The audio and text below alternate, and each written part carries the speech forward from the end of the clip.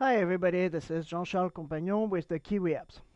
So today we have one of our friends on Facebook that is having a problem with taking pictures of some of our scarves.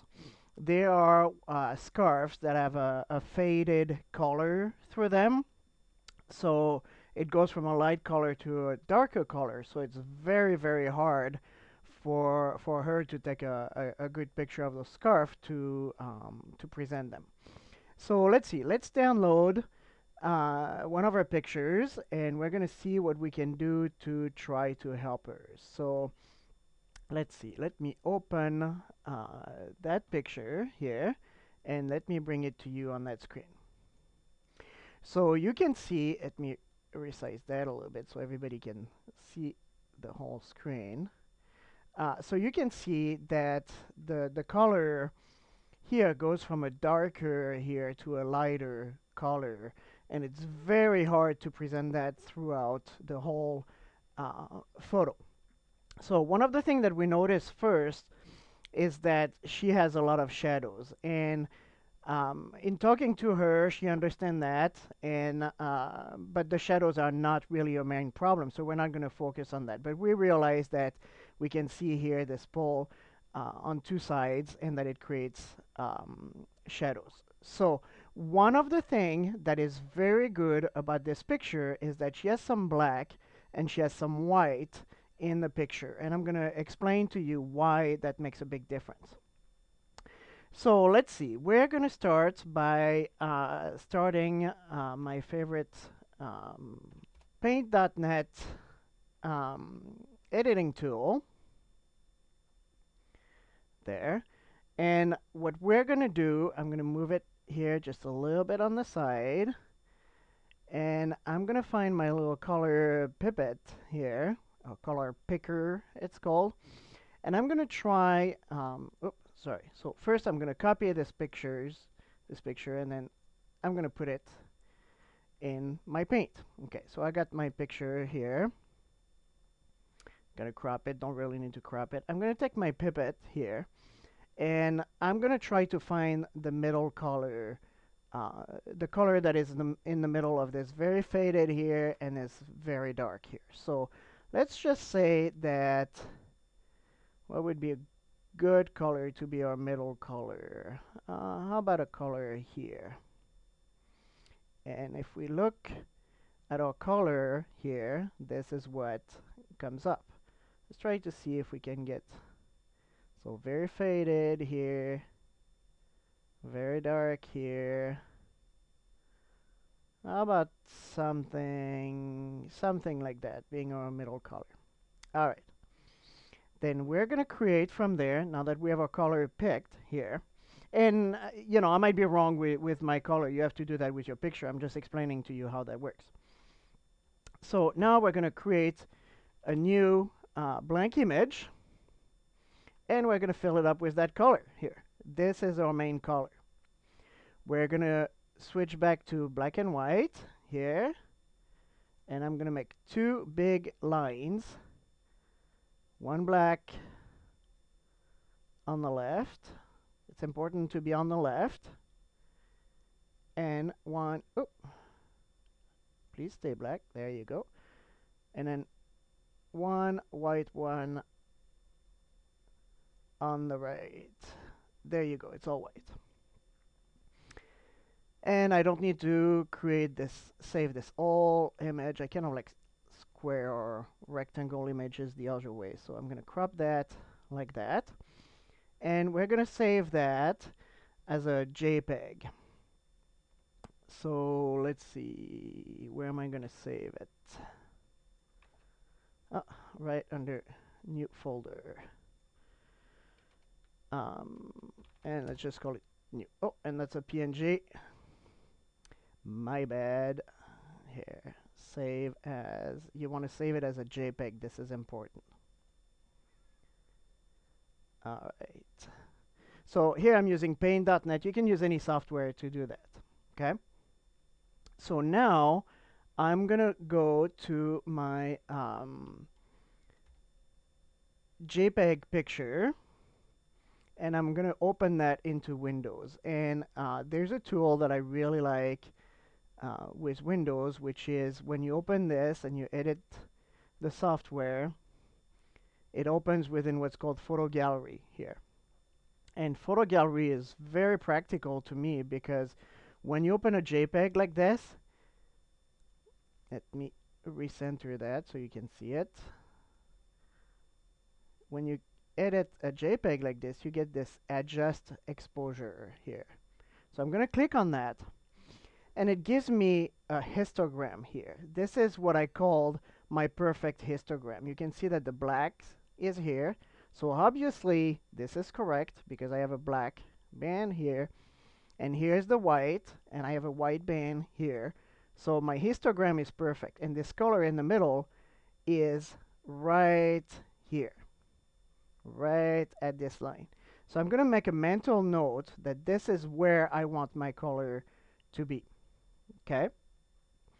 I'm going to, here, I should resize that really so you can see the whole screen. I'm going to go to the next photo that I saved, which is that photo here. And you can see that it has all kind of colors here. The black should be okay because it's in the picture. The white should be okay because it's in the picture, and that's why it's very important. But our color here is a little bit too much on the right side. So we're going to try to recenter it where I had my line before. Okay? So that explains to you how you can change the brightness or the color to try to be exactly on that line that you have here. Let's see if we remove shadows. You see how it's widening it on the bottom or centering it? Here we're going to totally remove as many shadows as we can. And if we switch or highlight like that, our picture gets better, but see how it's not centered anymore? So let's try to put it back right where our line is. So we can't make it perfect. Obviously, you know, there is no such thing as that perfect picture that we had before. Here, let me go back to it, perfect histogram, because this is just with one simple color. But you can see how we made our photo a lot better by knowing where we had to be and what we had to try to do. We tried to be as spiky, you know, reduce the length of the base here. And let's see if we can further reduce it. This is a case where you have to figure out, you know, what is, you don't want to misrepresent your picture, but you also want to show that there are different phases. This one looks even better.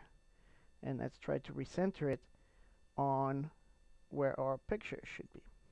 And we want to try to minimize this base here because we're centered over one color. If we had a picture of, what could we have a picture of here? Let's just Google a picture of something.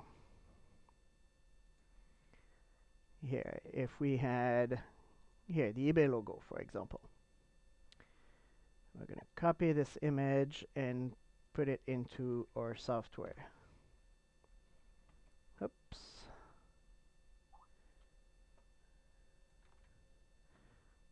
Let me go back to that. That didn't save.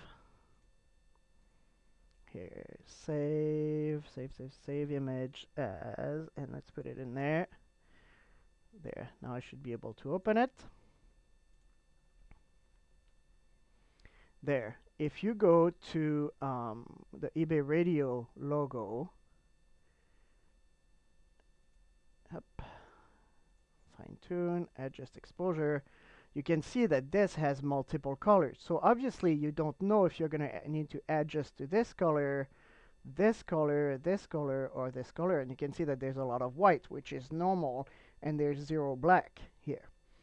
But in our case here, because this is a scarf, we're trying to concentrate on this one color. Obviously there is no blue in this picture, there is no red, So that is what let us concentrate on this picture here. And that seems to be a pretty good picture now. I'm not a owner of the item, um, but it looks pretty good to me. It looks professional. One thing that I would do definitely, oops, just zoomed a little bit too much. You can see that you can see another T-shirt or something under the mannequin here. I would really, really, really try to hide that. Um, Obviously, it's pixelating a little bit because I'm zooming, but I would try to hide that. I would really try to minimize the shadows too, and I'm a little bit of a perfectionist. So let's see if we can close that now that we've adjusted the um, the temperature and the saturation and the color and everything. And let me reload this picture here. Don't save. Into Paint. Open the image. And let's see if we can get rid of that. Let's see if I can take my magic wand. Ooh, that's going to delete too much. And make this photo look very, very professional. Okay, that's removing too little. Let's see, I'm going to take my brush on white, and I'm going to start by erasing everything that I can.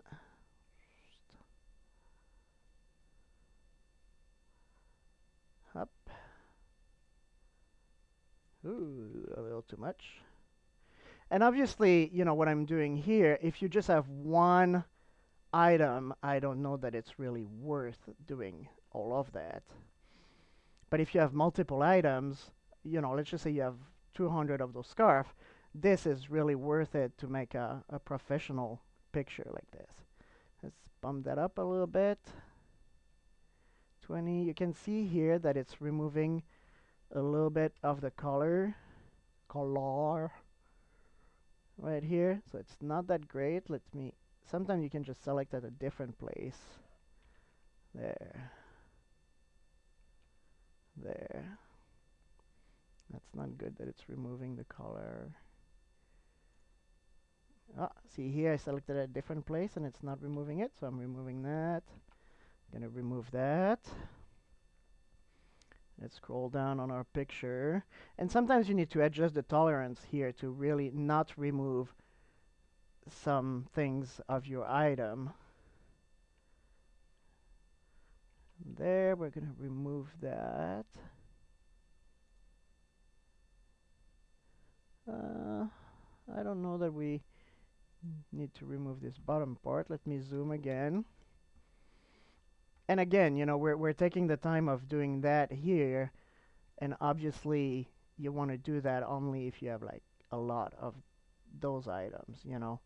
Doesn't make sense to actually do that if you just have like 2 or 3 of those. Okay, here it's not good. It's removing a lot of the item here. And that's usually why I try to take, you know, like in this case, maybe I would have used a black background, and which would have made it easier for me to just like cut it here and get a very nice contrast with the image. But let's see what we can still do. It just takes more time. If you have a contrast, if the edge of your item is very well defined, because there's more contrast between the background and the foreground, and it's a lot easier. You don't have to use 10% or 1%. You can easily be in higher number, which makes it very easy to remove. Okay, let's do that again.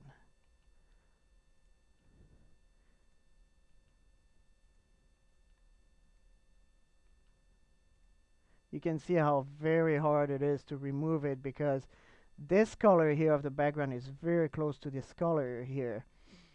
So it's very hard to remove it and to do a good job. Let's see. Let's try to do 11. Whereas if it was black versus white, it would be easily defined. All right, and let's take the eraser, make it smaller. Let's make it a lot smaller.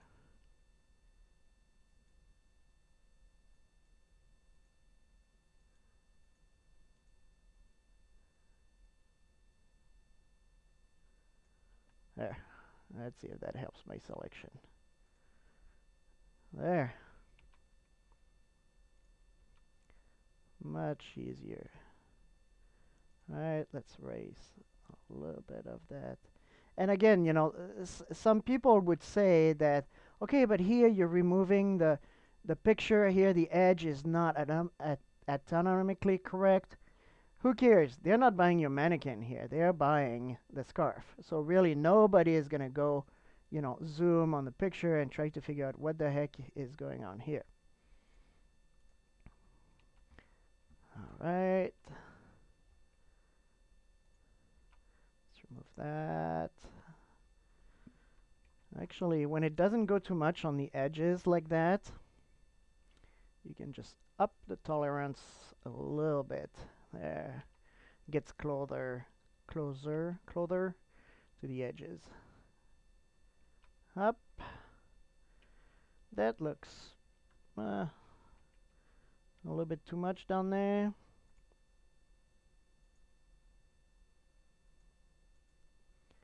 Let's try 15. 15 removes. How about that? Yeah, that looks good. So now we're going to take our bucket, put that back to 32, and fill that up. You can see that obviously there's a little bit of touches that needs to be done. So we take our brush. I like to make it bigger like that to do touches, because really, up, up. And again, you know, some of you are going to say, well, this is a little overkill for one scarf. And I would say yes, if you have one scarf. If you have 200 of those, that might be $1 more per scarf because of your pictures. So, and you can see that I'm not zooming too much here because again, this is going to be my gallery picture. And what's important to me in the gallery picture is just to do a first good impression of my scarf. I want to draw people in my listing, so I don't really care if this is perfect or not. I'm just trying to make it a very good presentation of my item. And originally we kind of like started as a showing you how to balance the colors, but there. And you know, okay, it's spiking a little bit here. Who cares? They're buying the scarf. They're not buying this. Nobody's going to look at the details of here if it's anatomically correct. It's more of a, you know, you need to look at the edges here. Nobody is going to go and zoom. Let's see if I can zoom. There. Nobody's going to go zoom like that to see, oh, that is not, you know, on eBay, nobody can zoom that big, actually.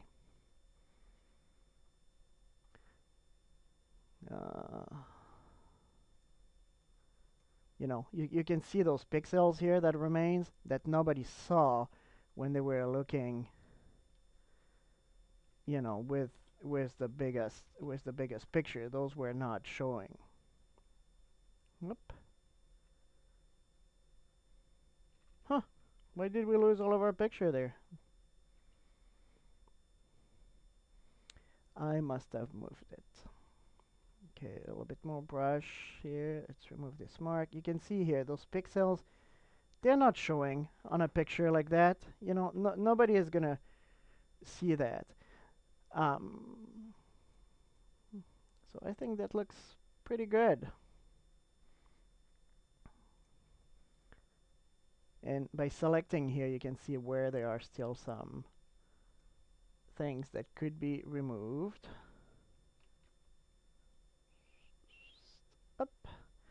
but really those are just pixels that users are not going to see.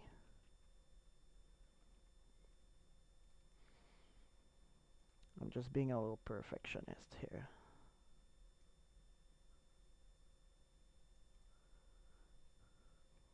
Up.